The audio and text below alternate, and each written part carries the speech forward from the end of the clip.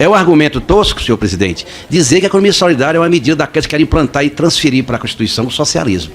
Tosco é quem fez a própria justificação do projeto, porque lá está escrito isso. Lá diz: economia solidária é um movimento que diz respeito à produção, consumo e distribuição de riqueza. Distribuição de riqueza, goste ou não, concorde ou não, ele é uma pauta social. Ela não é uma pauta capitalista. Nós, os capitalistas, defendemos algo diferente dos socialistas, que os socialistas não acreditam que retirar de uns à força e entregar para outros vai fazer justiça social. Por que nós acreditamos que isso não dá certo, deputado Tarcísio? Porque o nosso modelo atual, ele é regido por distribuição de riqueza e é isso que justifica a manutenção do Estado. Só que a riqueza distribuída é o contrário, é do pobre para o rico. Como você explica, por exemplo, que a Universidade Pública Federal, paga pelos pobres, é cursada pela maioria de ricos, sendo que os pobres pagam 52% de toda a carga tributária brasileira. E é interessante porque o artigo 170 da Constituição Federal, que, pasmem, é o único mísero artigo que diz que o Brasil vai operar no sistema de livre mercado, de livre iniciativa. E aí você coloca uma transinterpretação para relativizar o conceito de liberdade. Eu acredito que a melhor economia solidária é deixar a população gerar riqueza e trabalhar sem que haja força, sem que haja interferência, sem que haja um artigo que possa ter dupla, tripla, quádrupla interpretação. O nosso judiciário tem viés ideológico. E quando nós colocamos conceitos abertos na nossa legislação maior, a interpretação fica a cargo do judiciário. Esse que é o ponto. Nós estamos tendo um recorde na massa de rendimentos dos trabalhadores brasileiros, um recorde histórico. É salário, é renda. O mercado diz que o governo não pode mexer na sua meta de resultado primário. Eu fico vendo o seguinte: se tem uma turma que tem errado previsão nesse país, é o tal do mercado. Presidente, eu não posso deixar de contraditar o deputado Lindenberg Farias, porque de fato eu acho que ele vive num Brasil que não é o mesmo que o meu e nem a maioria dos brasileiros. O primeiro semestre fechou 400 mil empresas. Que pena! O mercado é que gera riqueza, as empresas geram riqueza, os trabalhadores geram riquezas. São os empregos e as empresas e as trocas voluntárias, e isso é o significado de mercado, onde você vende um pastel, alguém compra o pastel, ambos dizem obrigados. Completamente diferente de quando o governo, o Estado interage ou interfere, porque aí nós estamos falando de coerção, de força. Agora nós estamos caminhando para a aprovação da reforma tributária. Em tese, o que a reforma tributária quer? Isso não é escondido por ninguém. É mais arrecadação. Elevar o custo para todo brasileiro trabalhador pagar a incompetência da máquina pública, que não para de crescer. Aliás, nós temos 37 ministérios e ainda querem criar mais um, 38º. Parece que não coube todo mundo que queriam colocar. E isso também não é escondido. Isso que é o mais interessante. É legal, mas não deixa de ser imoral por ser legal. O que o governo, no fim das contas, faz? E por isso é que maqueia, deputado Lindenberg, uma ilusão de curto prazo de bonança. É porque tem dinheiro que não foi gerado. O crescimento é virtual, é ilusório. É a mesma coisa você ter a casa e um carro que está pago. Você vai no banco, financia a casa e o carro a juros astronômicos, e isso, o Lindenberg tem razão, o juro é alto por incompetência do governo, porque não economiza, não corta gasto, e aí pega esse recurso inteiro e o que ele faz? Compra o que ele quer, compra iPhone, vai viajar, compra avião novo, paga hotel de luxo. É óbvio que dá uma sensação de riqueza, mas é um dinheiro que tem que ser pago no longo prazo, que os nossos netos, muitos que não têm nem pais, que vão ter que pagar a conta. Essa que é a verdade. Bom, pessoal, a gravidade da situação todo mundo já sabe. Eu diria que agora é momento de união, de trabalho, de dedicação, de poder auxiliar na forma que dá mesmo. Eu já fiz a minha doação, creio que todos vocês que estiverem assistindo podem fazer também, seja em dinheiro, que seja um Pix para as instituições que estão arrecadando, em material de limpeza, material de higiene. Imagina uma situação que tu tá desalojado, né? Tu não tem casa, tu não tem nada. Tem que ter doação de roupa, de material de limpeza, de, absorvente, fralda, sabonete, detergente, shampoo, o que for, assim, coisa para limpar a casa também, vassoura, balde, pano, qualquer coisa, comida, enfim. A gente precisa auxiliar do jeito que dá, né? Quem tiver em Santa Maria, eu mostrei os lugares que dá para doar em Santa Maria. Quem for da região ali do Vale do Taquari pode até, inclusive, fazer trabalho voluntário, indo lá na prefeitura de Encantado e se disponibilizando a auxiliar, e a gente ajuda do jeito que pode. Então a gente faz a nossa parte, o Rio Grande do Sul faz a sua parte, e eu conto com vocês aí também, todo mundo, para que a gente possa auxiliar o Estado e auxiliar essas pessoas que estão passando por muita dificuldade, muita necessidade. São muitos desalojados, são muitos mortos, inclusive, e a gente precisa auxiliar do jeito que dá, tá bem? Então, agradeço aí todo mundo que está fazendo as doações, eu também fiz a minha e acho que a gente tem que auxiliar do jeito que a gente consegue, tá bom? Um abraço. Presidente, hoje jogos de azar no Brasil não é proibido, é apenas monopólio do Estado.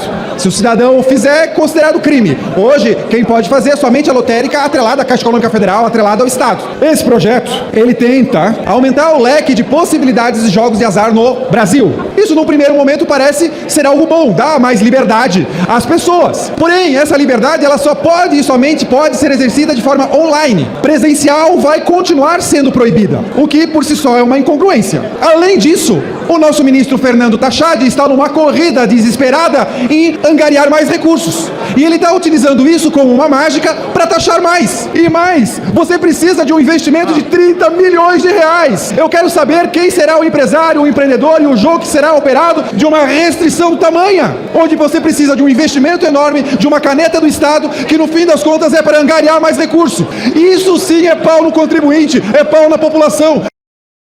Primeiro, quem defende um sistema sem regras, sem normas, sem regulações, não é anarquia, não é liberal, não é libertário. Isso se chama anomia. Eu defendo regras. No entanto, grande parte dessas regras sequer precisam ser do Estado, e esse é o ponto. Segundo, o deputado Patrus afirma que precisa de um Estado forte para se fazer justiça social, para sustentar e dar saúde, segurança e educação aos pobres. Ainda que for essa a intenção, me desculpe, deputado Patrus, mas não está dando certo. O que faz é exatamente o contrário. Se tira dinheiro dos pobres para dar aos ricos. 52% de todo o orçamento, de toda a arrecadação do Brasil é advinda de quem ganha menos de 3 salários mínimos. Por que no bairro rico tem uma boa pavimentação, sistema elétrico, saneamento de esgoto no bairro, escola, posto de saúde, tudo pago com aqueles 52% dos pobres?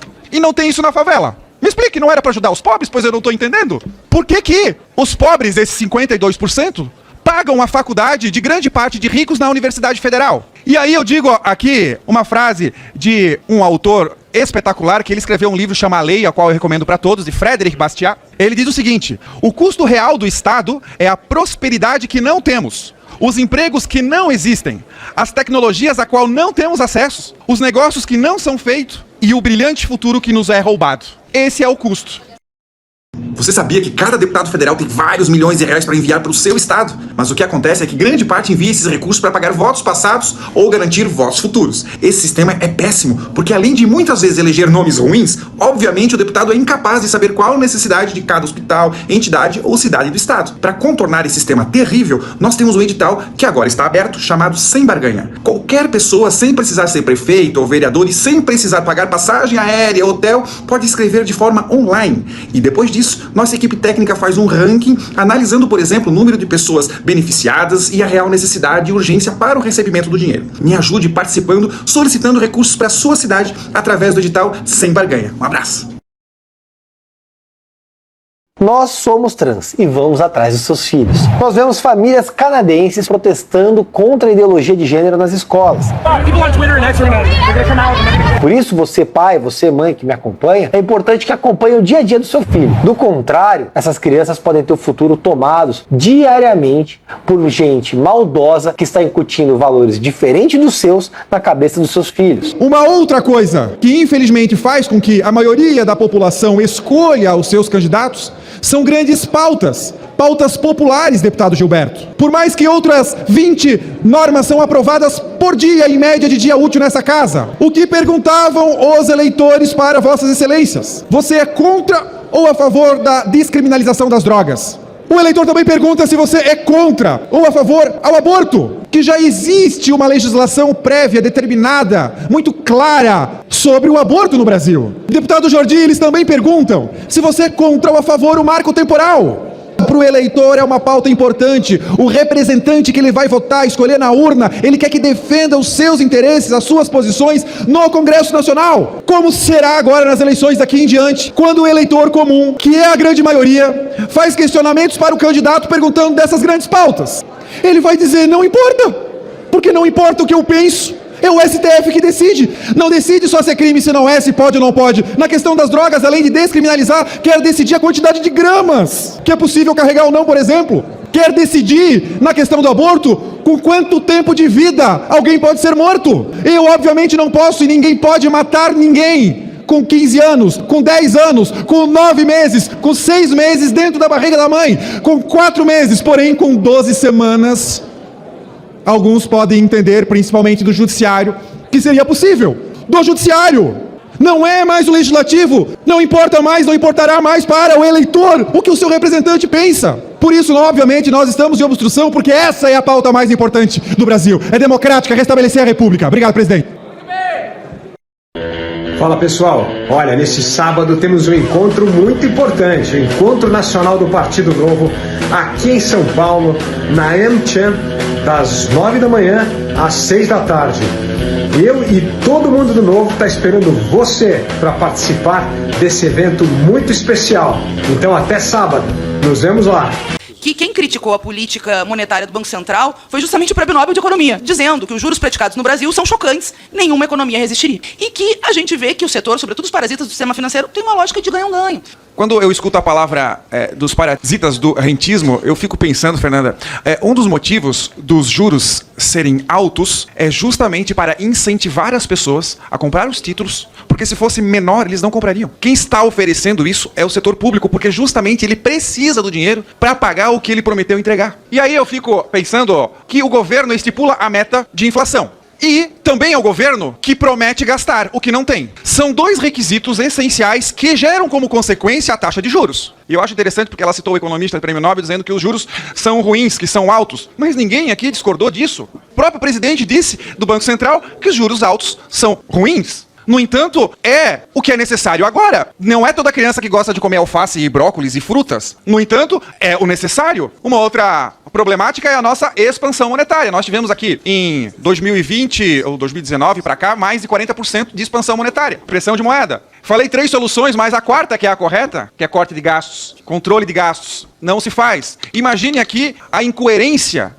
de um governo que, por exemplo, reclama da taxa de juros, mas hipoteticamente imagine-se se ele gostaria de comprar um avião novo de 400 milhões de reais. Imagine na sua casa, você está em dívida há 8 anos, e aí você faz mais dívida, e para você ter mais recurso, você diz o quê? Eu vou te pagar mais juros. Aí você angaria o dinheiro dessas pessoas, diz que elas são parasitas, e utiliza esse dinheiro para comprar avião, para montar um ministério.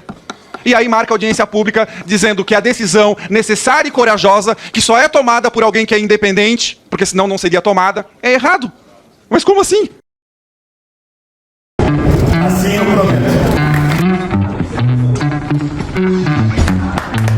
E pegando estrada agora, rumo a Caxias do Sul. Fala, gente, já na estrada, voltando a Porto Alegre. A gente tá aqui na ponte celular, estamos na estrada, rumo ao inverno, que saímos hoje de manhã cedo, 6h30 da manhã.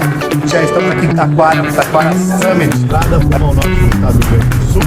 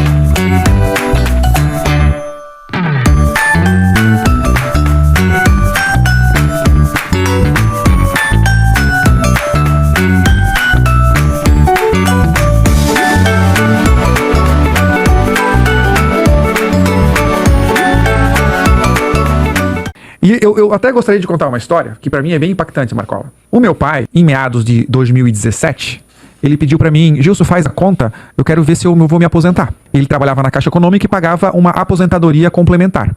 Então, a depender do período que ele paga, ele poderia receber o valor integral que ele recebia na ativa. Se ele se aposentasse um pouco antes, ele recebia um percentual. Então, em 2017, na altura do campeonato, eu fiz a conta, ele receberia em torno de 70% do que ele recebia na ativa.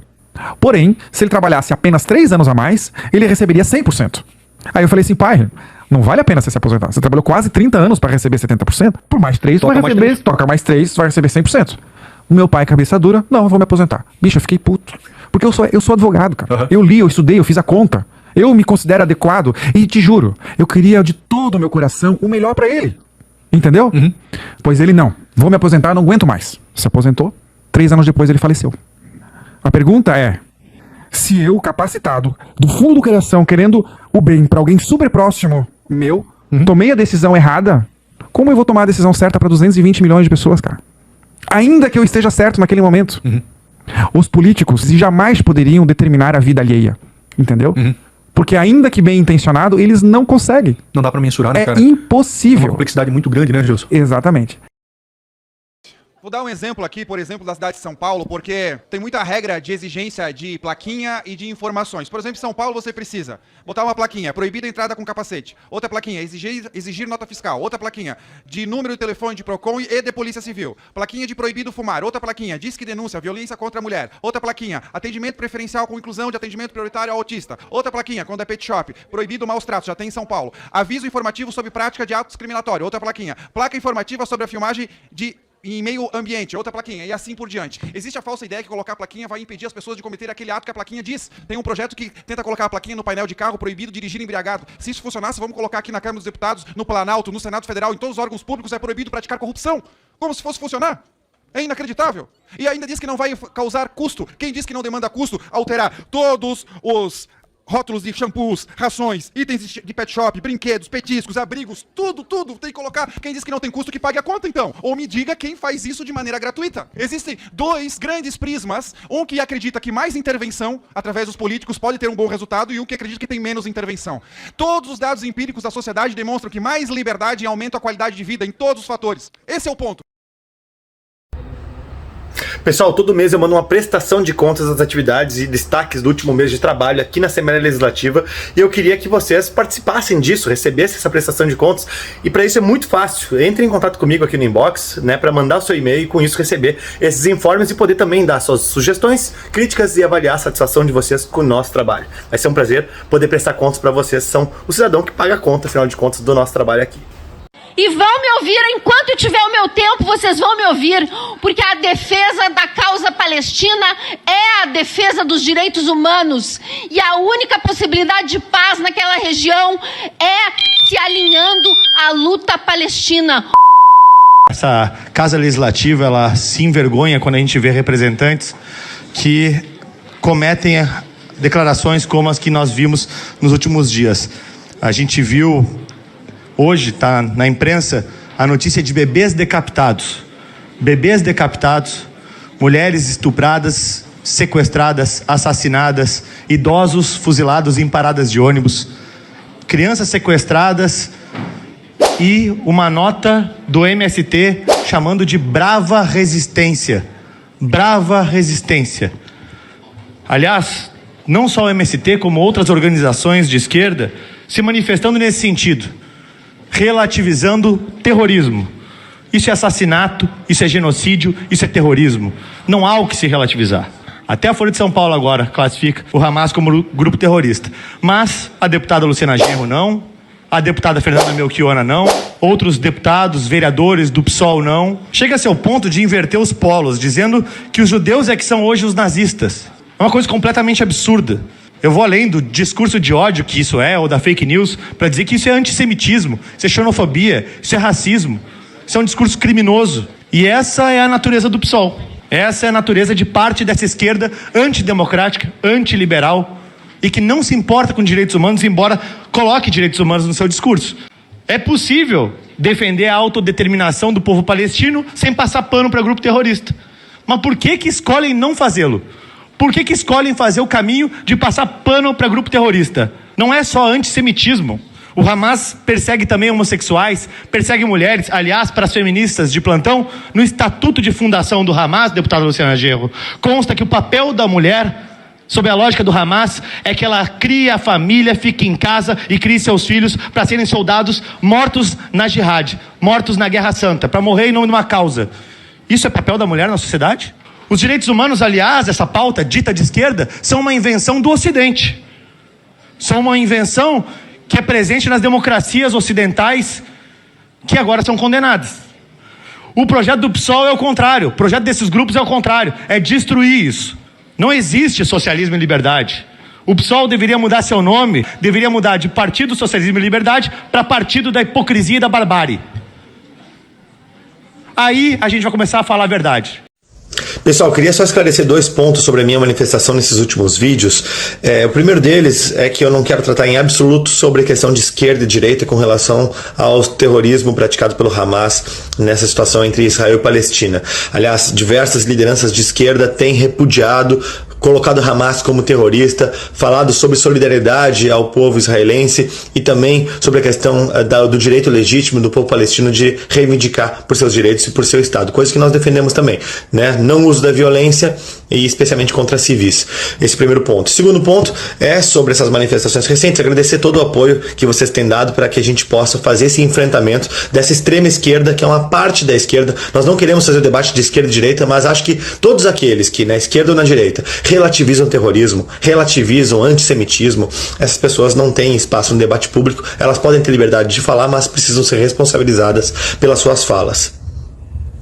Muito importante receber o apoio do Marcel nesse tema que a gente tem lidado nos últimos dias, antissemitismo, racismo, xenofobia, da Luciana Genro, que vão ser averiguados agora pela Comissão de Ética a partir da denúncia feita por mim e outros 5 deputados estaduais. Importante isso, né, Marcel? Sem dúvida. Aliás, eu fiquei estarrecido quando eu vi a manifestação da deputada Luciana Genro a respeito da guerra que agora está acontecendo entre Israel e o Hamas um grupo terrorista, e a deputada Luciana Genro demonstrando claramente e infelizmente o tamanho do seu antissemitismo. E é muito importante fazer essa referência à Assembleia Legislativa do Estado do Rio Grande do Sul, que tem a competência para fazer esse processo de cassação andar. Não sei que o deputado Búrigo aí, que agora vai analisar a denúncia, espero que dê como procedente, afinal de contas, é preciso que qualquer manifestação de xenofobia, de racismo e de antissemitismo seja levada à condenação, né, dentro da Assembleia Legislativa ou em qualquer outro ambiente político no nosso país. É interessante notar que a deputada se defende dizendo que essa é uma denúncia populista e demagógica, porque ela não teria sido. Mas, ao mesmo tempo, a gente conseguiu captar algumas frases e manifestantes do PSOL apoiando justamente o movimento Hamas, né, o grupo terrorista Hamas, não o movimento, grupo terrorista Hamas, em uma série de manifestações Brasil afora. A própria deputada estadual Luciana Genro esteve numa live junto com um rapaz que participou de uma manifestação em Brasília, onde teve gritos, né, vivo Hamas. Então, realmente é uma coisa que precisa ser averiguada, né? Sem dúvida. Parabéns, Camozato, parabéns aos outros parlamentares que estão juntos contigo nesse pedido, né, de cassação do seu mandato, do mandato da deputada Luciana Genro. E, sinceramente, fica aqui o meu mais profundo sentimento de solidariedade a todo o povo judeu e a todos aqueles que estão sendo afetados por nesse momento, né, tão grave da história, e o meu absoluto repúdio àqueles que são completamente insensíveis, como é o caso da deputada Luciana Genro. Isso aí. Obrigado pelo apoio, Marcelo.